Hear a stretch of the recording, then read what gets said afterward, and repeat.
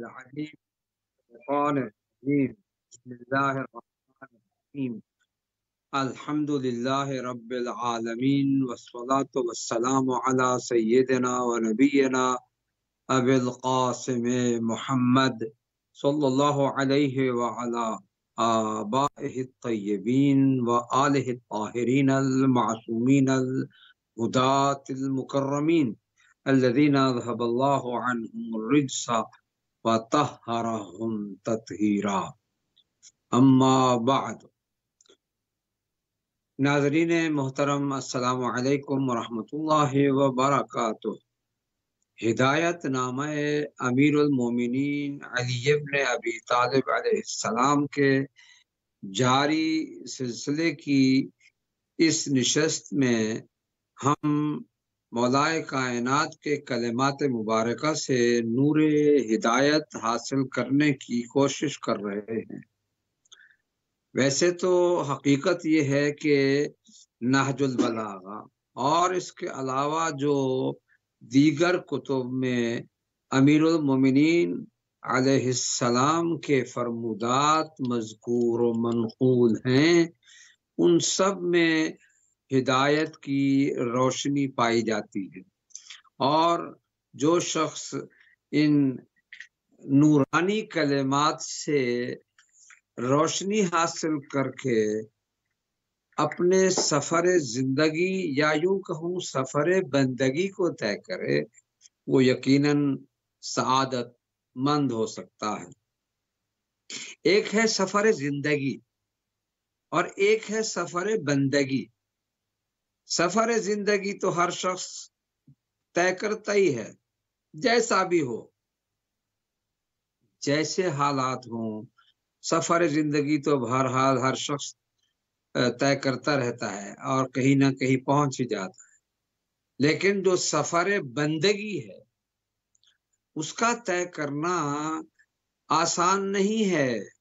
اس کے لیے عقل و شعور کو کام میں لاتے ہوئے، اپنی وجودی توانائیاں صرف کرتے ہوئے، راستے کی تمام مشکلات کو دور کرتے ہوئے، راستے میں جو دشمنوں نے کانٹے بچھائے ہوں انہیں ہٹاتے ہوئے یا انہیں پاؤں تلے رونتے ہوئے، جب کوئی شخص چلتا جائے، بڑھتا جائے، تو وہ یقیناً اپنی منزل مقصود پا لیتا ہے۔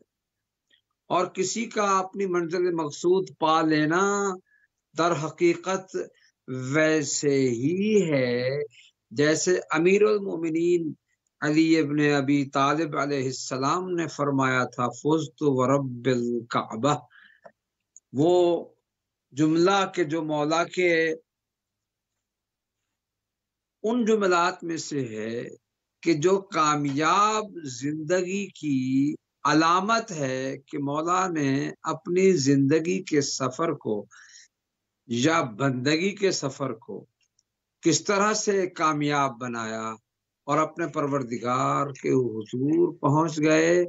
ظاہری دنیا سے منہ موڑ کر اپنے وجودی آثار و برکات کے ساتھ اس دنیا کو انہوں نے چھوڑا، مگر یہ یاد رہے کہ دلوں پر حکومت کرنے والا علی کبھی نہیں مرا، وہ مرتا ہی نہیں ہے۔ وہ کیسے مرے گا جس نے دوسروں کو زندگی دلائی ہو، جس نے دوسروں کو زندہ رہنے کا اصول بتایا ہو، جس نے دوسروں کو بارگاہ رب العزت کی رضا و خوشنودی حاصل کرنے کا طریقہ بتایا ہو۔ وہ کیسے مر سکتا ہے؟ وہ زندہ ہے، وہ ہمیشہ زندہ ہے، وہ زبانوں پر زندہ ہے، وہ دلوں میں زندہ ہے، وہ ذہنوں میں زندہ ہے، وہ اپنی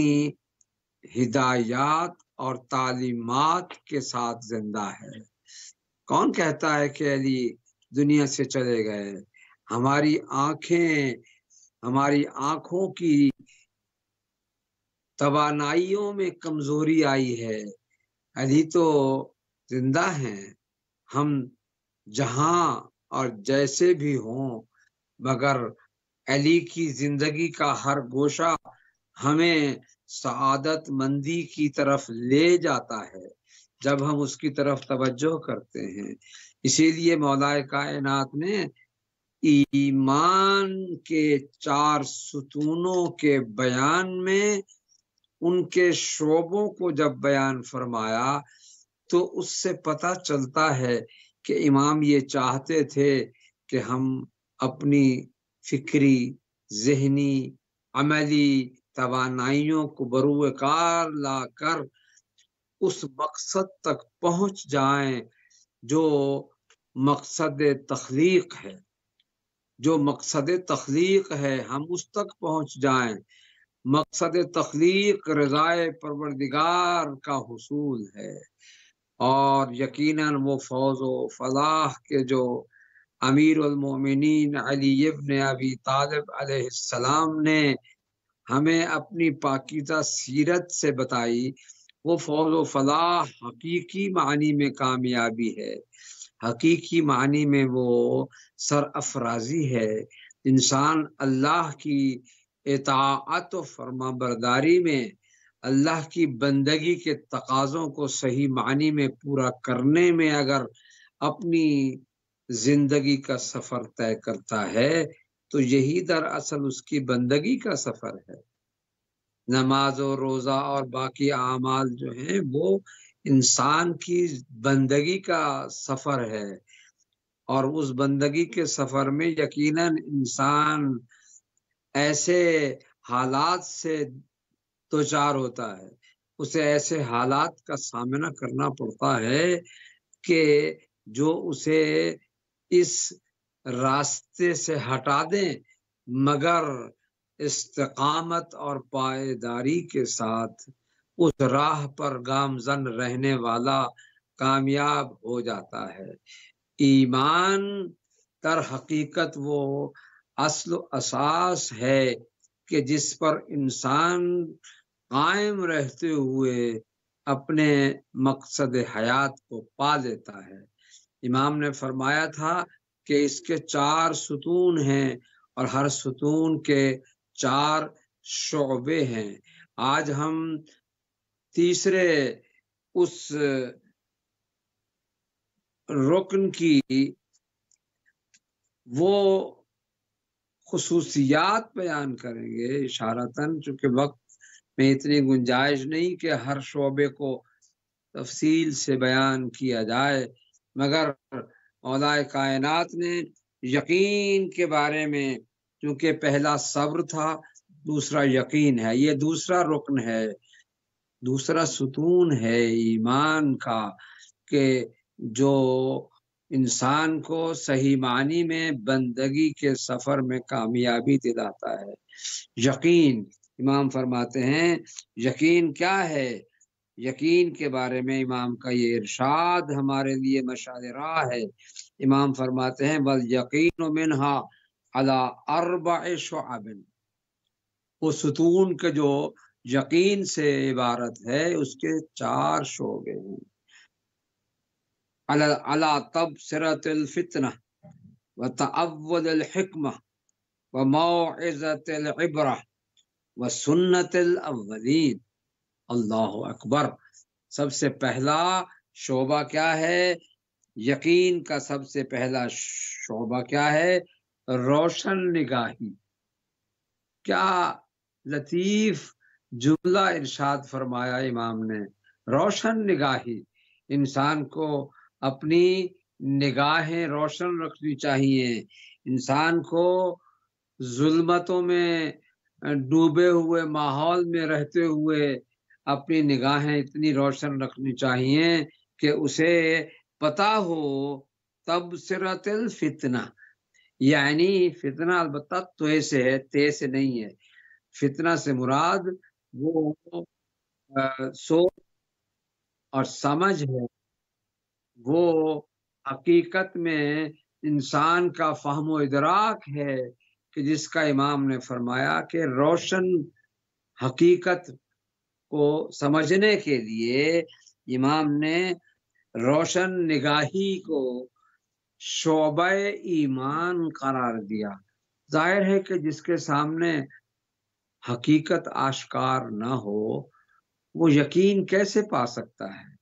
یقین اسے حاصل ہوگا کہ جو یقیناً اس منزل پر فائز ہو کہ اسے ہر چیز جو ہے ویسی نظر آئے۔ دوسرا امام فرماتے ہیں کیا ہے؟ وَتَأَوُّلِ الْحِکْمَةِ، یعنی حقیقت رسی، حقیقت تک پہنچنا۔ انسان جو ہے وہ کوشش تو کرتا ہے اپنی زندگی میں حقیقت سے آشنا ہو، مگر حقیقت رسی جب اس منزل تک ہو کہ یقین کا ایک شعبہ ہے کہ انسان حقیقت تک پہنچ جائے، اس کی کاوشیں حقیقت تک رسائی میں کامیاب ہوں، یہ بھی ایک یقین کا شعبہ ہے۔ اگر انسان اپنی کوششوں اور کاوشوں اور مساعی میں اس منزل تک پہنچے کہ حقیقت اسے آنکھوں کے سامنے دکھائی دے، وہ یقیناً صاحب یقین کہلائے۔ وہ یقین کہ جو امام نے یہاں ایمان کے ستون کے طور پر متعارف کروایا ہے۔ پھر فرماتے ہیں وَمَوْعِظَةِ الْعِبْرَةِ، عبرت اندوزی۔ اب دیکھیے کائنات میں کتنی چیزیں ایسی ہیں کہ جو انسان آج کل جو وسائل ہیں خبر رسانی کے، اس کے حوالے سے یا تاریخ کا مطالعہ کر کے یا قرآنی قصص اور واقعات کا مطالعہ کر کے، قرآن مجید میں ایک حصہ پورے کا پورا قصص کا ہے، یعنی وہ واقعات کہ جو گزشتہ امتوں میں گزر چکے ہیں ان واقعات کا تذکرہ قرآن مجید موجود ہے۔ واقعات کو سامنے رکھتے ہوئے عبرت حاصل کی جائے، یہ بھی یقین کا وہ شعبہ ہے کہ جو انسان کو ایمان کی اس منزل تک لے جاتا ہے جو مطلوب مومن ہے۔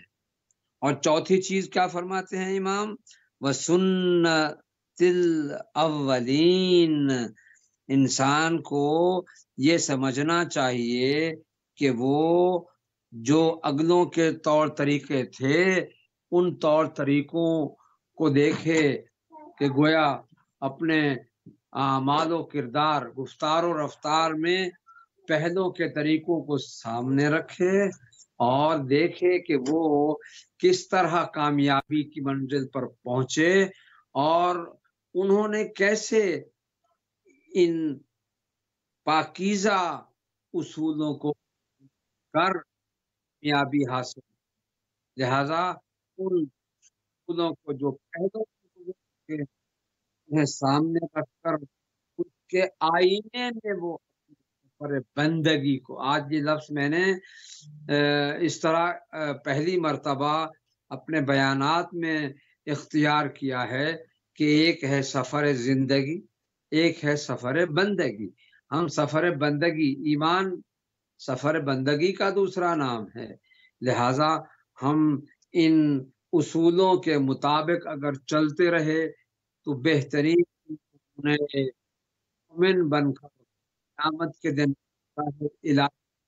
ہم حاضر ہو کر اور امیر المؤمنین علیہ السلام کی ہمیں شفاعت و عنایت اسی طرح حاصل ہوگی جیسے اس دنیا میں ہم ان کی ولایت کے پھل پا کر ان کی ولایت کی غذا سے اپنی روحانی قوت کو قائم رکھے ہوئے ہیں۔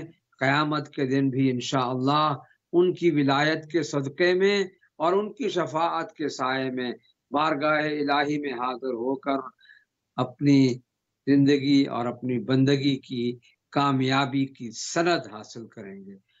ان ایام میں بارگاہ رب العزت میں دعا ہے کہ وہ ہمیں اعمال کی توفیق عطا فرمائے جو ہمیں صحیح معنی میں اس سفر بندگی کو کامیاب بنانے میں مدد دے سکیں انشاءاللہ۔ والسلام علیکم ورحمۃ اللہ وبرکاتہ۔ لا لا لا لا لا لا لا لا لا لا لا